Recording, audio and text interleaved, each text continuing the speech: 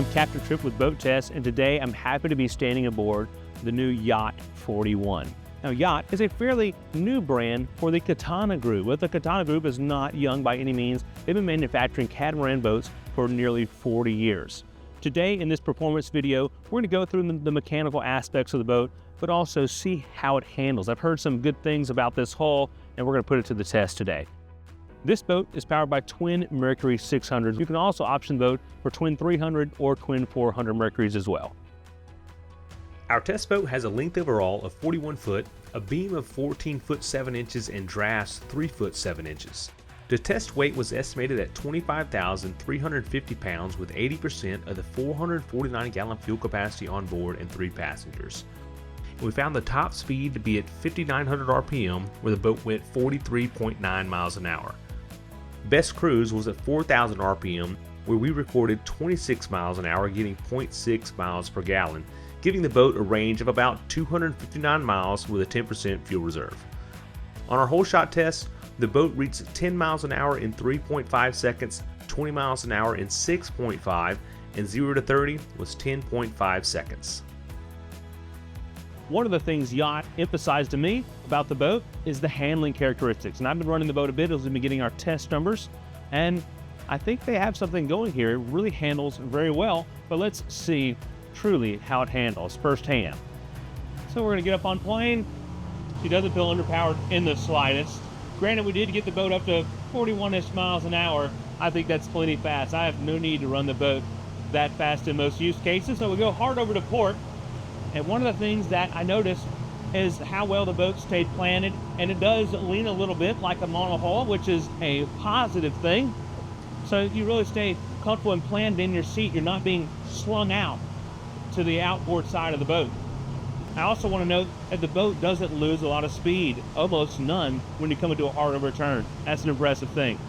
I can sit back comfortably, enjoy a conversation with my guests. Maybe someone's laying on these side cushions along the side of the cabin top. Everyone's going to be comfortable and protected in the cabin.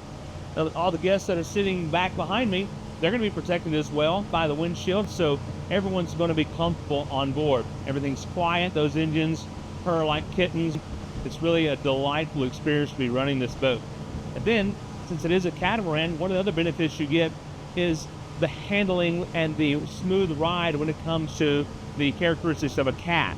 So in between the hulls, there's an air cushion that is formed as the air is forced between the hulls, and that provides a little bit of lift. So as you come down from a wave, if you're in a sea, that's going to help lift the boat so it doesn't slam as hard, which really I think would be very tough to get this boat to slam. If the seas were that rough enough to get this boat to slam, you're probably not going to be out there.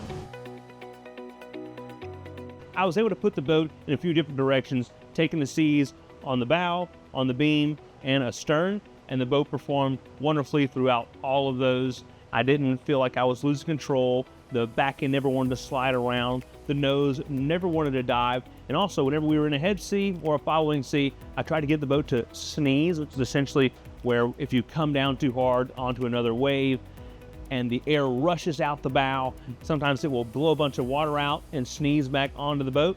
That didn't happen. We still have a clean windshield, so I was really impressed to see that.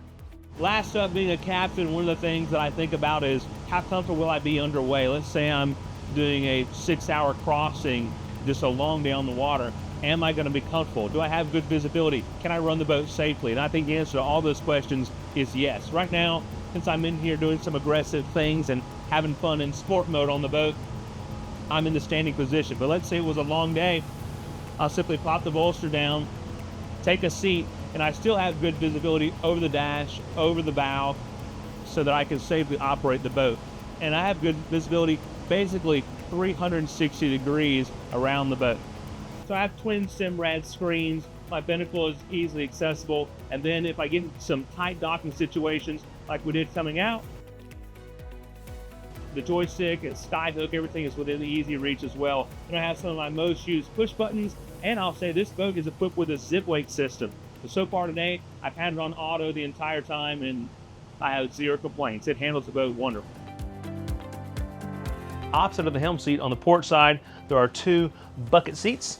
This is a very comfortable place for some passengers to ride along with the captain or the operator as they're underway. They have footrests and bolsters, so if they want to get a little bit of elevated seating position, a little better visibility, they can do so. They have a grab handle if things get a little crazy, cup holders, their own air conditioning vents, and a small glove box, which would be a great place for wallets, phones, and sunglasses. Let's go check out the mechanical space on the starboard side.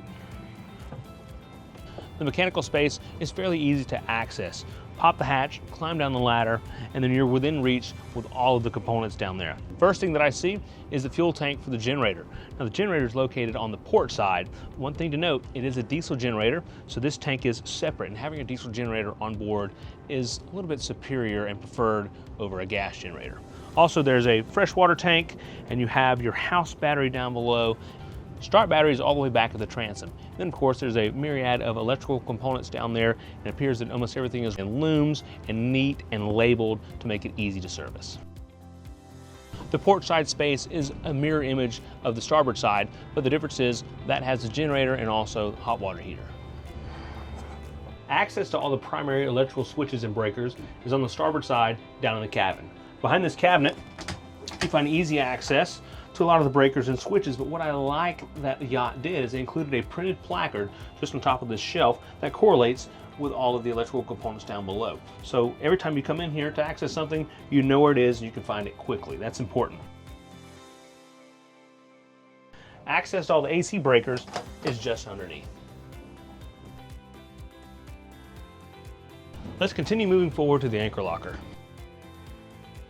The bow gives easy access to the anchor locker as there's no cushion here to step over. Simply pop that open and you have access to the quick electric windlass, which can be controlled by remote here at the bow or back at the helm. Access to the anchor rod is a little bit tricky, but it can be made either port or starboard through the hatches just under the cushions. But I appreciate you coming along on this performance test. If you want to see some of the features of the boat and see how this boat is well laid out for entertaining a large amount of guests, be sure to check out our features video. But I'm Captain Tripp with Boat Test, reminding you that life is better on a boat.